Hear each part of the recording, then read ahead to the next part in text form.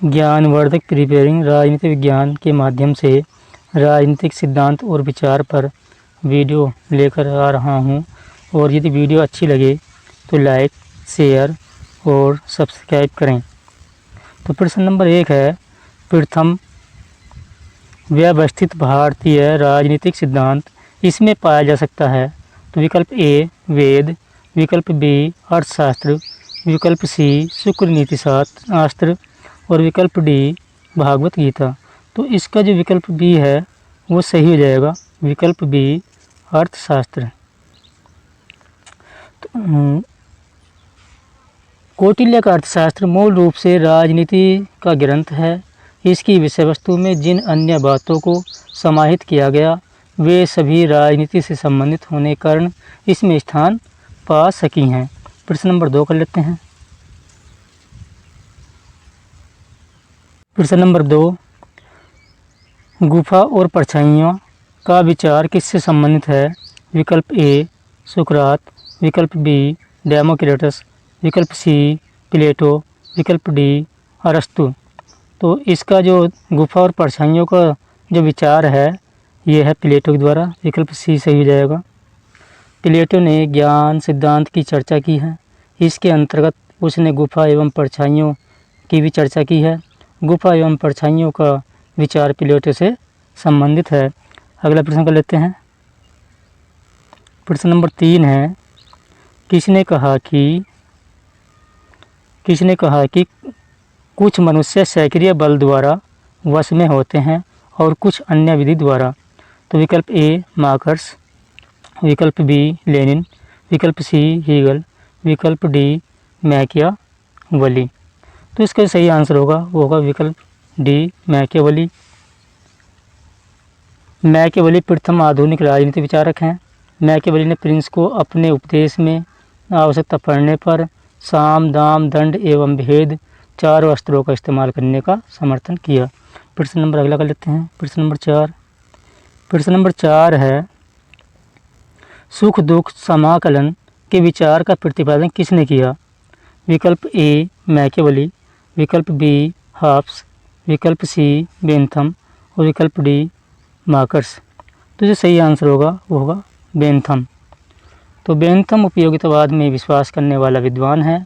Bentham के अनुसार प्रकृति ने मनुष्य को आनंद एवं पीड़ा नामक 2 सर्वोच्च प्रभुओं के शासन में रखा है। प्रश्न नंबर 5 कर लेते हैं। प्रश्न नंबर 5 है, अंतर्विरोध। प्रश्न नंबर 5 है, अंतर्विरोधी का सिद्धांत किसने प्रतिपादित किया। विकल्प नंबर ए माओ, विकल्प बी हॉब्स, विकल्प सी मिल और विकल्प डी लॉक। तो इसका जो संबंध है वो माओ से है, और माओ ने जो है इस सिद्धांत को, अंतर्विरोधी सिद्धांत को प्रतिपादित किया। तो माओ का अंतर्विरोध का सिद्धांत साम्यवादी दर्शन की एक अनुपम देन है। अंतर्विरोध के सिद्धांत के अनुसार समाज में अंतर्विरोध बने रहते हैं, ये तुरंत समाप्त नहीं होते हैं। इन्हें समाप्त करने के लिए निरंतर क्रांति करनी पड़ेगी। प्रश्न नंबर 5 के लेते हैं। प्रश्न नंबर 5 है, अल्पसंख्यक मत की समस्या इनके द्वारा सुलझाई गई। आगे जो है इसके ऑप्शन दिए हुए हैं। अल्पसंख्यक मत की समस्या इनके द्वारा सुलझाई गई। तो विकल्प ए हॉब्स, विकल्प बी लॉक और विकल्प सी मार्क्स और विकल्प डी रूसो। तो इसका सही आंसर होगा बी लॉक, विकल्प बी लॉक। अल्पसंख्यक मत की समस्या लॉक ने सुलझाई। लॉक ने सामाजिक समझौते के आधार पर जिस राज्य की स्थापना की है और उसके द्वारा अपने ग्रंथों में राज्य पर जो विचार व्यक्त किए गए हैं उनके आधार पर यह कहा जा सकता है कि उसका राज्य सहमति पर आधारित था।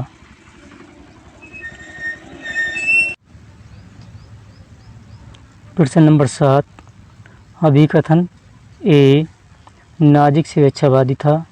तर्क आर, नाजिक ने व्यक्तिगत स्वतंत्रता और यथोचित संपत्ति का समर्थन किया। तो इसमें 4 ऑप्शन दिए हुए हैं, सही ऑप्शन बताना है कौन सा है। तो ए और आर दोनों सत्य हैं तथा आर ए की सही व्याख्या है। विकल्प बी, ए और आर दोनों सत्य हैं परंतु आर ए की सही व्याख्या नहीं है। विकल्प सी, ए सत्य है परंतु आर असत्य है। विकल्प डी, ए असत्य है परंतु आर सत्य है। तो इसका सही ऑप्शन क्या होगा ये हमें बताना है।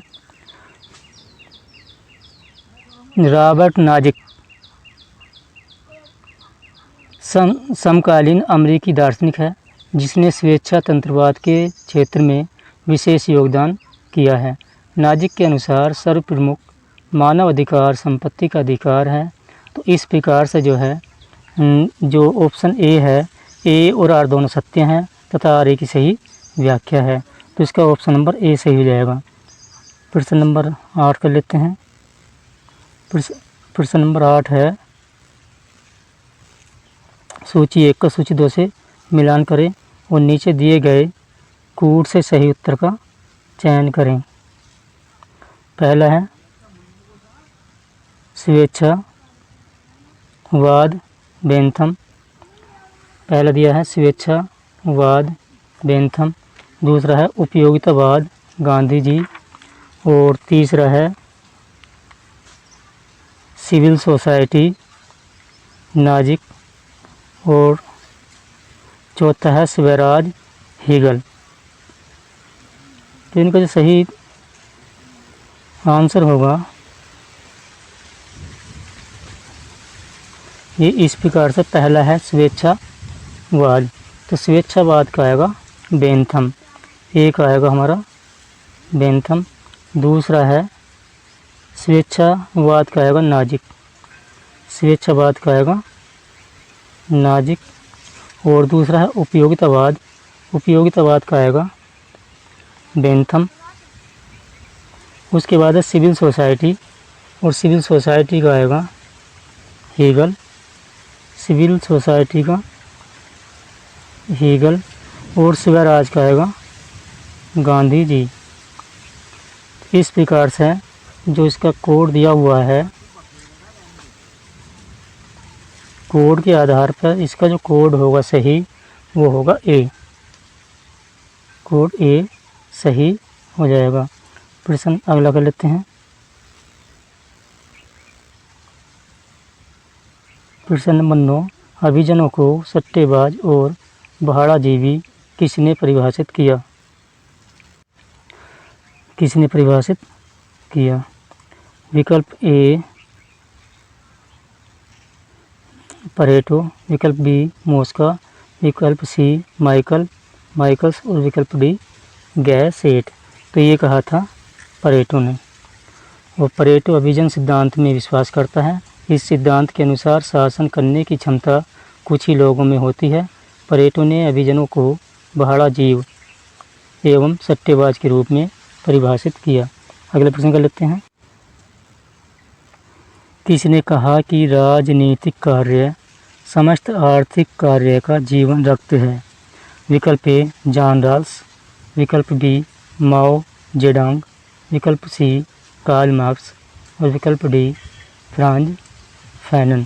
तो इसका जो सही आंसर होगा वह माओ जेडोंग। माओ जेडोंग या माओ सेतुंग ने कहा कि राजनीतिक कार्य समस्त आर्थिक कार्य का जीवन रक्त है। माओ चीनी क्रांति के नायक एवं चीन के प्रथम राष्ट्राध्यक्ष थे। उल्लेखनीय है कि उन्होंने 1 अक्टूबर 1949 को माओवादी शासन पीपल्स रिपब्लिक ऑफ चाइना की नींव रखी और 9 सितंबर 1976 में अपने निधन तक सर्वोच्च पद पर बने रहे। तो ये 10 प्रश्नों की वीडियो थी। अगर आपको वीडियो अच्छी लगी हो तो लाइक शेयर करें और सब्सक्राइब, ऐसे ही वीडियो देखने के लिए सब्सक्राइब करें। Thank you for watching video.